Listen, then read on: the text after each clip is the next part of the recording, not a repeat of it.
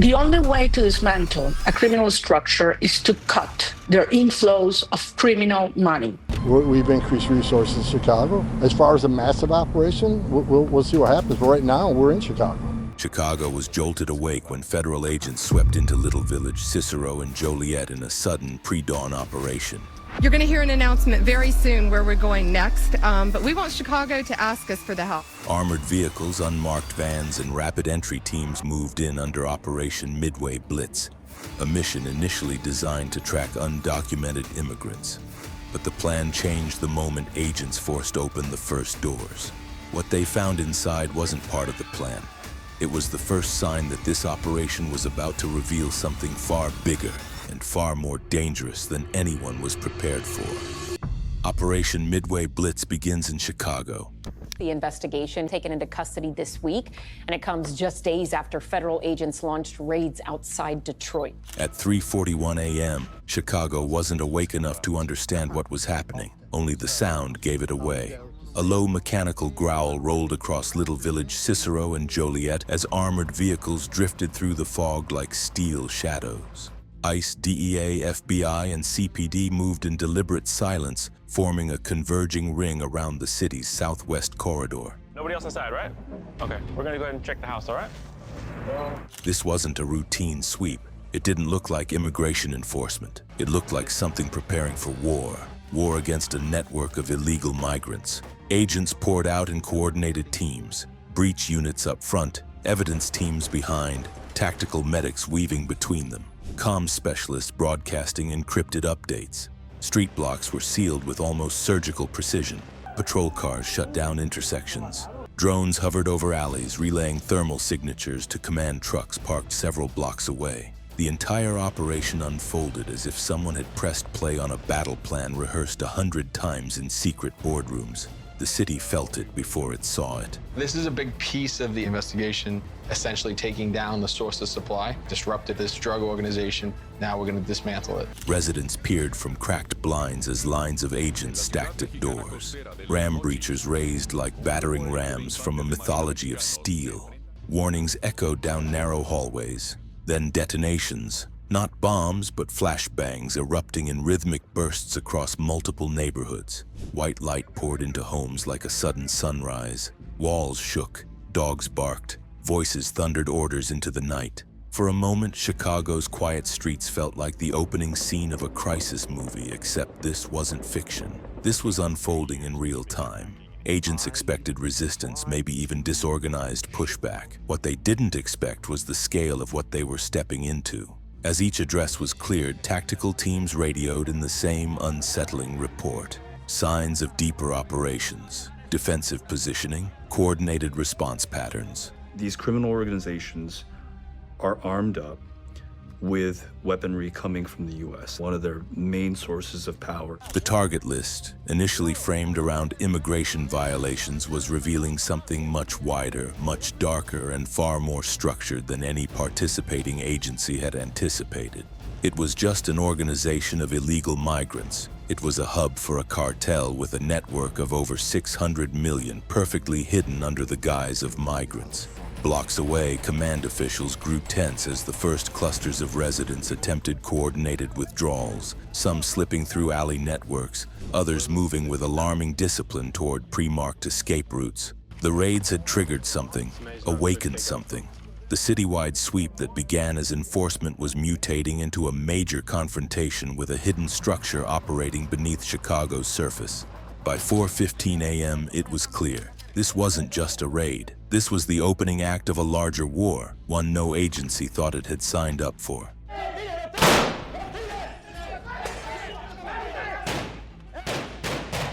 From Cicero to Joliet, the pattern repeated. Ordinary homes, unremarkable businesses, and residential warehouses were discovered by the agents to be nodes of a transnational cartel network. It was an elaborate system designed to exploit the invisibility of everyday life. Migrants in transit became camouflage for tons of narcotics and weapons, moving silently through the arteries of America's heartland. The lines between immigration enforcement and counter-narcotics blurred in real time, as officers realized that every detained individual was a piece of a much larger puzzle. The resistance was brief but intense. This network was prepared for confrontation, trained to defend its assets with precision. And yet, for all the physical defenses, the cartel's true strength lay in its cunning. Digital ledgers, encrypted communications, and financial flows that stretched from Chicago to Mexico, Panama, and beyond. Community response was immediate and vocal. As news of the raid spread, hundreds gathered outside federal buildings chanting and waving placards. Families claimed that innocent workers had been caught in the dragnet, their outrage amplified by social media. Yet within federal command, the lens was different. Officials recognized the strike for what it truly was: urban warfare against a network that had embedded itself deep inside American cities. The coordination required to pull off Midway Blitz was staggering. Ground units, cyber analysts, financial investigators, and immigration trackers worked in a seamless operational web. Escape corridors were blocked through immigration databases. DEA units traced chemical precursors to suppliers. FBI cyber specialists monitored encrypted accounts in real time. This integration of force and intelligence marked a shift in domestic operations, treating organized crime as a national security threat rather than merely a law enforcement challenge. As helicopters lifted off and armored vehicles withdrew, the agents had done more than seize contraband. They had exposed the cartel's urban footprint, revealing the hidden corridors through which drugs, weapons, and illicit funds flowed. And yet, the question lingered. How long had these operations been running unnoticed? How many more American cities were quietly hosting logistics hubs for international crime syndicates? And as Chicago stirred to life, the silent message was clear. The battlefield was everywhere, and no place, no neighborhood, was beyond scrutiny. The midnight strike had begun, and it was only the opening act in a war that would redefine how America confronted organized crime. Inside the fortress, uncovering the cartel's hidden hub. Interviews with half a dozen current and former officials with direct knowledge, as well as senior members of the Sinaloa cartel. On the other side, in Brighton Park, the townhouse that was suspected to be a cartel node looked ordinary from the sidewalk. Worn paint, cheap siding, a sagging gutter. But the moment agents stepped inside, they realized they had crossed into a different world. Whoever designed this place hadn't built a home. They had engineered a fortress disguised as one. Every corner, every wall, every stairwell had been engineered for secrecy and defense. The Brighton Park townhouse was less a home and more a fortress in plain sight, a critical node in a transnational cartel's logistics web. Rows of sealed sacks dominated the ground floor, each meticulously labeled with Mexican shipping codes. Packages stacked like industrial inventory, each one hiding tons of narcotics destined for cities across the Midwest. Industrial sealers hummed on metal tables, ready to process shipments in rapid succession.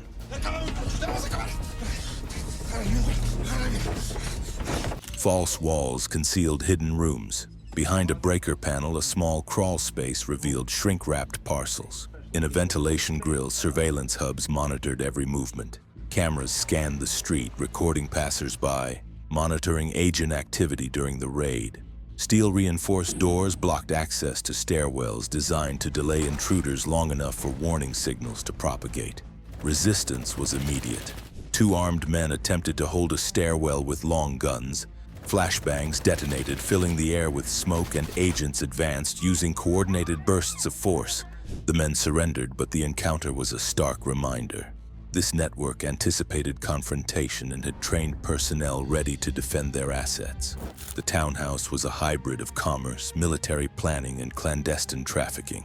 Every corner held the potential for violence. Every package represented a lifeline for the organization. Every strike team reports in. On the radio, voices overlapped in calm precision. Echo 1 clear. Bravo 2 advancing. Target 4, heavy resistance. That resistance came at Brighton Park, where agents faced a fortified chamber of steel and concrete. CJNG enforcers fought back with military coordination. Grenades rolled across the floor. One detonated near the entry, sending shockwaves through the stairwell. A SWAT medic dragged a wounded agent to safety while others pressed forward, clearing corners with controlled bursts. Once the defenders were subdued, the scale of the operation became clearer. The kitchen floor didn't sit evenly because half of it was a disguised hydraulic lift. When raised, it revealed a sub-basement engineered with near-military precision. Rows of industrial packaging equipment hummed beside racks of vacuum-sealed products. On the far wall, a workstation hosted multiple encrypted laptops, a routing server, and a communication board pinned with schedules, routes, and coded identifiers. This wasn't a stash house. It was a logistical nerve center. As agents moved room to room, the scale of operations revealed itself. Sealed sacks filled with methamphetamine and cocaine lined entire floors. Firearms were neatly stacked on racks, and industrial equipment suggested rapid packaging and redistribution. The sophistication was evident. Shipments moved like clockwork, leaving no trace behind except for encrypted logs stored in the operations room. It was clear that migrants were being used strategically, not as participants, but as camouflage, a human shield hiding the movement of illicit cargo. The operational control room became a focal point. 4 cheap monitors and a high-powered tower displayed encrypted chat clients, rotated access keys, and digital ledgers tracking shipments. The setup was minimal but highly effective, enabling real-time coordination across multiple states. Routes spanning Illinois, Missouri, Indiana, and beyond were meticulously recorded. Each delivery point, each feeder depot, each courier was mapped with precision, showing a level of planning reminiscent of a corporate distribution network rather than a street gang. Investigators noted the careful blending of legitimate and illicit operations. On one side of the townhouse, a small laundry and a trucking depot masked the movement of contraband. On paper, these were routine businesses. In practice, they were laundering assets, disguising shipments, and sustaining the operational network. Money moved through accounts with surgical precision, disguised as legitimate deposits, invoices, and trade documentation. The dual nature of the operation, physical trafficking paired with financial manipulation, was a hallmark of a network that understood both the streets and the ledgers. Behind every package and ledger was evidence of systemic control. Pallets were stamped with consistent markings. Shipping invoices referenced shell vendors, and small businesses existed only on paper. The cartel had effectively replicated a logistics corporation. Warehouses, supply chains, inventory management, and a digital spine tracking the flow of narcotics and weapons. As the search progressed, investigators uncovered the network's redundancy measures. False walls, hidden hatches, and encrypted backups suggested that if one node was compromised, operations could continue elsewhere without interruption. It was a resilient system designed for survival under scrutiny. Agents working the raid began piecing together the operational blueprint. Every document, every package, every digital record revealed a level of precision previously unseen in domestic enforcement operations. Even mundane-looking spreadsheets contained coded instructions, routes, and schedules. Every detail was intentional, reflecting a combination of street-level awareness and corporate-style management. The deeper the agents went, the clearer the narrative became. This was not just a site for storing drugs or weapons, it was a strategic hub, a heartbeat of a criminal empire that had embedded itself seamlessly into the urban landscape. The sheer audacity of operating such a hub inside Chicago spoke to the cartel's confidence in their camouflage and sophistication. As dawn crept over Chicago, the agents had achieved what many thought impossible. They had penetrated a cartel's urban stronghold, but the victory carried a sober lesson. The fortress was not an anomaly, it was a blueprint, a model for how transnational crime could operate deep within American cities, unseen and untouchable without coordinated intelligence and tactical precision. The Brighton Park townhouse was a battlefield, a warehouse, a logistics hub, and a classroom all at once. Digital battlefield, cyber intelligence, and coordinated strategy. While agents on the streets hauled out crates of narcotics, weapons, cash, and industrial machinery, an entirely different fight was raging miles away. In a sealed FBI cyber forensics lab, specialists powered up the first wave of electronics seized from the Brighton Park command house. Laptops, burners, encrypted SIMs, hardened external drives. At first glance, they looked like ordinary devices, But the analysts quickly realized they were holding something far more valuable than drugs or guns. They were holding the cartel's brain. The breakthrough arrived faster than expected. A plain black USB stick, unlabeled except for a handwritten date, was the first to crack under decryption. Its contents were stunning. Analysts watched as the screen filled with multicolored logistics overlays, route maps stretching across 5 Midwestern states, each corridor coded, sequenced, and timed with corporate precision. 7 primary arteries fed Chicago, which then redistributed product, people, and weapons out toward satellite hubs in neighboring regions. It wasn't guesswork. It wasn't improvisation. It was a map of a living machine. And this was only the beginning. One laptop contained an encrypted messaging app with its interface set to Spanish. Inside were weeks of communications between coordinators, details about transfers, nightly movement logs, personnel schedules, and emergency extraction plans.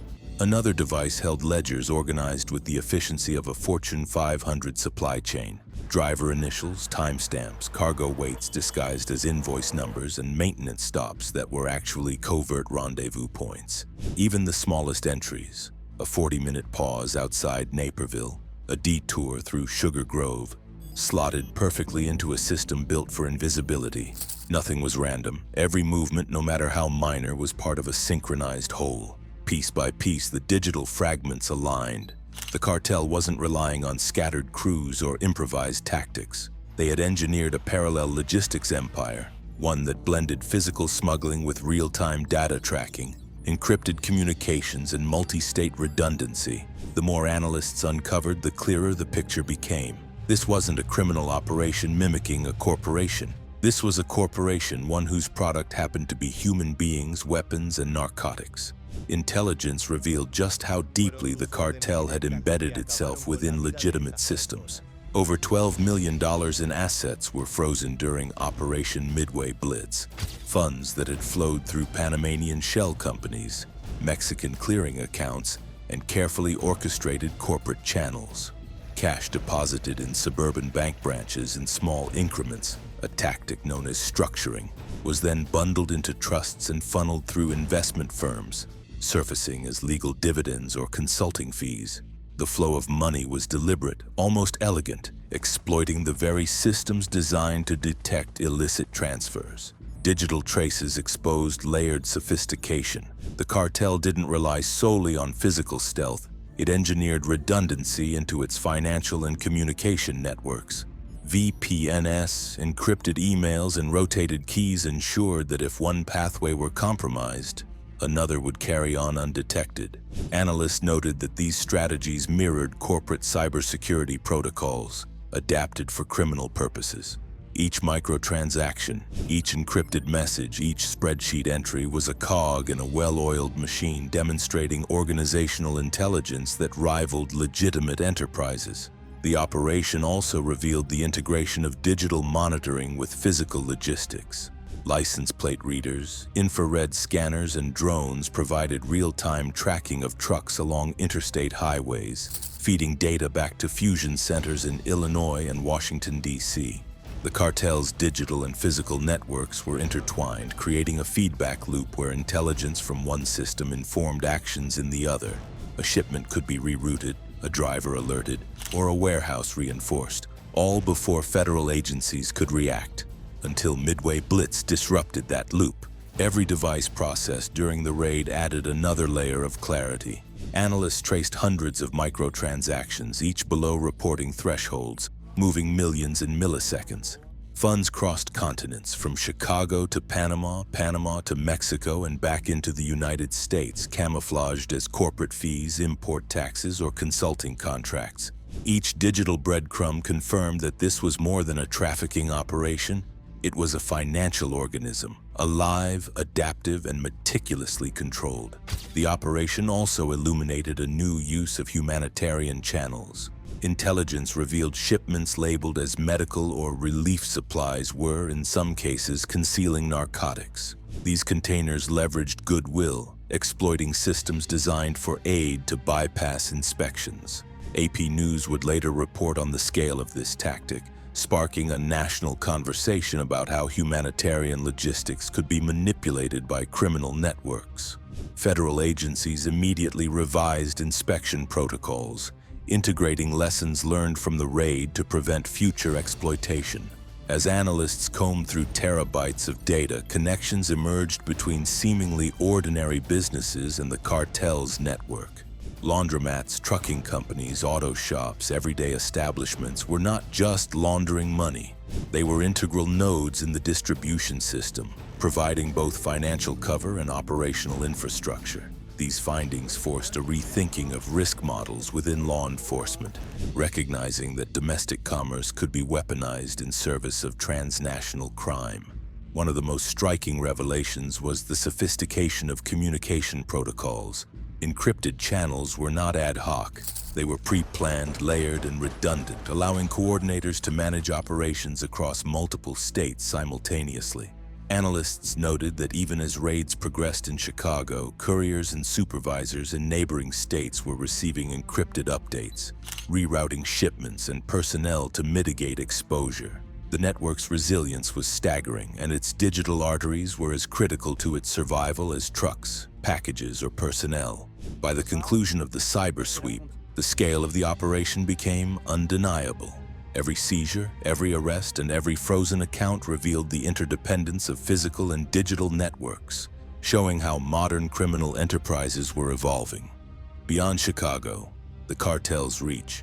As the dust settled over Brighton Park, the reality of Operation Midway Blitz extended far beyond Chicago's city limits. The raid had exposed a sophisticated urban node, but federal agencies quickly realized that it was just one link in a sprawling multi-state network. We've increased resources in Chicago. As far as a massive operation, we'll see what happens. But right now, we're in Chicago.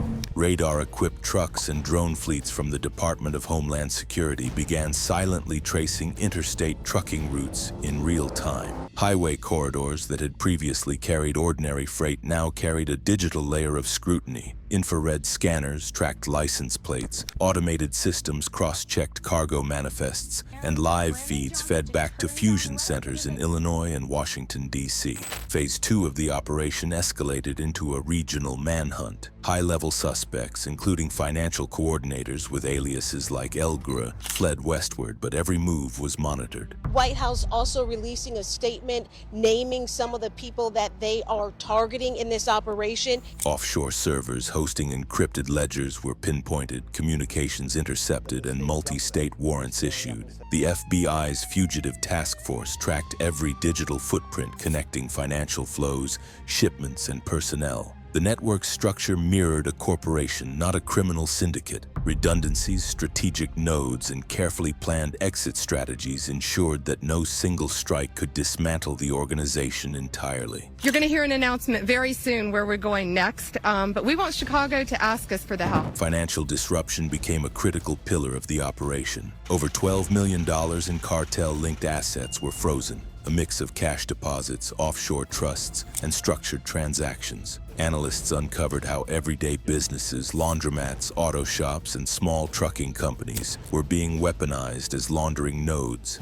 blending illicit gains into seemingly legitimate revenue streams. And then when you're doing stuff like this on top of it, it's a double whammy. By midsummer, the operation had expanded into a network-wide counteroffensive. Dozens of shell companies were stripped of their licenses, over 100 bank accounts frozen, and hundreds of trucks impounded. Each seizure revealed yet another layer of the cartel's organization. From a federal judge who believes he may have violated her own order. Now that courtroom is filled to the brim. CJNG, analysts noted, had built redundancy into its DNA. For every node dismantled, another would rise under a different name, 2 states away. The realization forced federal agencies to rethink conventional strategies, acknowledging that conventional raids and seizures, while effective locally, were insufficient against a network designed for persistence. They will likely be subjected to alternative forms of detainment, such as ankle monitoring. The intelligence apparatus proved crucial. Fusion centers integrated real-time data from law enforcement, financial crimes units, and cyber intelligence. Surveillance was not just kinetic, it was analytical, connecting the dots between seemingly disparate entities. All of the tactics of ICE